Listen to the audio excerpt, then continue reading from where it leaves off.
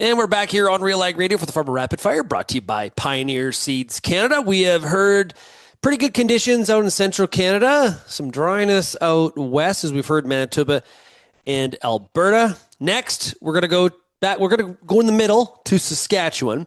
We're joined right now by Pioneer's area agronomist, Colleen Redlick. How are we doing today, Colleen? I'm doing great, Sean. How are you?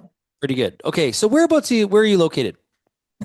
So right now I'm just back in my home office here. I'm in Aberdeen, but cover kind of what we call Northeast Sask. So I go, just north of the city, kind of PA area, and then all the way to Hudson Bay in the east. So about a wide swath. Yeah. Yeah, no kidding. That is a wide swath. Okay, so this is an area, my understanding was early in the season, drier than normal. Like this is an area that where usually we're talking about too much moisture, to be quite honest with you. But it was drier than normal, but that has kind of switched around here as of late. Is that correct? Yeah, we were really like, I'm quite glad that you didn't want to talk to me until now, because if I'd gotten your note 2 weeks ago asking for, to come on today, I'd be like, no, like it's just dry and depressing and people are really sad. And it's really hard to go on and talk and be, positive about your brands and canola when everybody's kind of sad and it's dry. So that was definitely the start we had was, guys that had no moisture from the time snow melted and, seeded their canola into moisture. And then we had 3 days of 80K wind and things dried out. So lots of concern early about, emergence and, people saying, what's wrong with my canola? Or did I do something wrong seeding? And you go out and look and it's just sitting in dry dirt, right? So for me, like I'm originally from Bigger, that's just like every year. So I wasn't too concerned. I was like, guys, the rain will come and things will get going. But definitely it was a dry start to the year. So we've gotten some rain in kind of last 2 weeks, 10 days. Things are starting to look really good. And I've actually been having some fungicide conversations in the last couple of days, if that kind of gives you an indication of how the canola's turning. Yeah, so we've been talking about fungicides here on the show today. How do I know if I'm in an area where it's like kind of on that line, or I'm kind of I don't know what to do.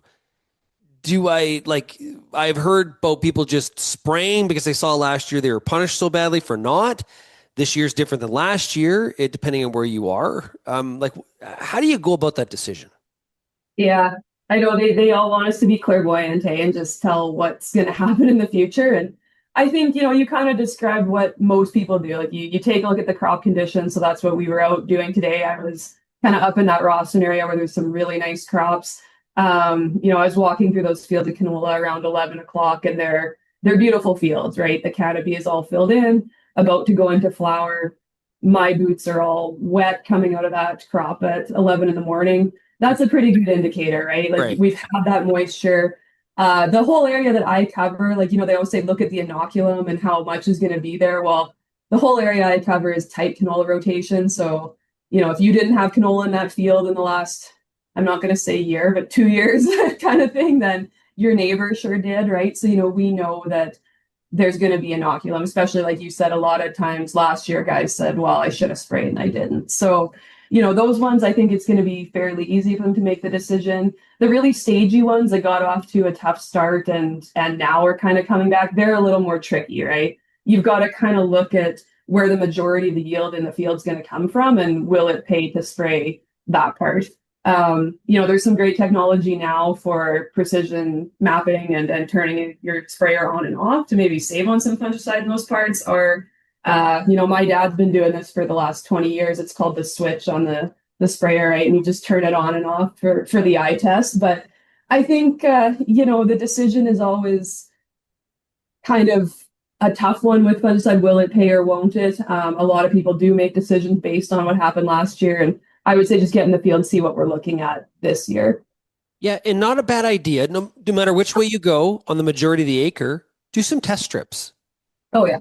Right. So if you decide to spray, leave some untreated area, and if you decide not to spray the bulk of your canola acres or your wheat or whatever crop, then do the opposite. That'll help you evaluate the decision, not just going 100% one or the other. Well, I'm an agronomist. I love trials. I'm always telling guys to leave test strips. I actually have some that say they don't want to because then they're going to kick themselves, right? If they made the wrong decision. I'm like, well, you can kick yourself a little this year, then maybe you won't have to kick as hard next year when, you have some data to try to decide. But I completely agree, Sean. Leave check strips if you're in doubt.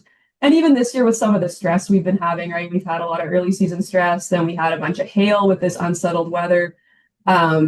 People trying different things with biologicals, with stress relieving products, a lot that we don't know. So I totally agree. Anytime, you're looking at a new product, new application on your farm, leave a check strip or two.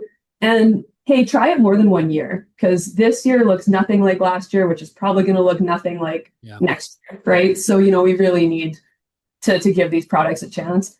Yeah, we do our best to get that crop launched out as evenly, as consistently as possible. Sometimes when we do face some staginess based on some of the conditions, it does continue to show itself, not just in emergence, but through the rest of the years. We try to make decisions from, in-crop herbicide to fungicide and ultimately at harvest. It continues to be something you got to deal with throughout the growing season.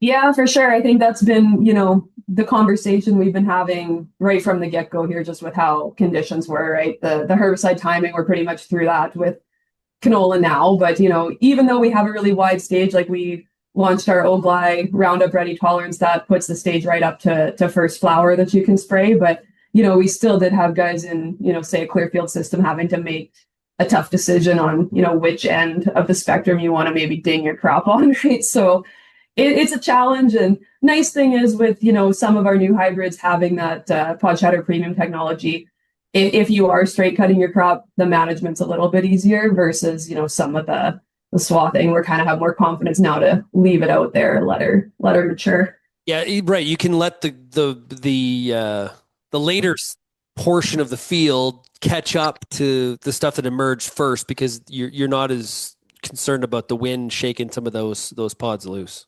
For sure, yeah. So that's, a nice luxury to have, but for sure it's going to be a bit of a stressful year. I think there's going to be maybe some dirtier fields than guys are used to just because of the stuff you mentioned with herbicide staging and, some pre-harvest herbicide decisions that maybe will be a little different this year, but we'll get through it.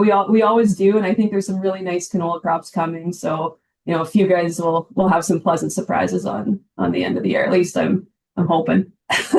Well, hey, Colleen, thanks a lot for joining us here today on the Farmer Rapid Fire on Real Ag Radio. Really appreciate it.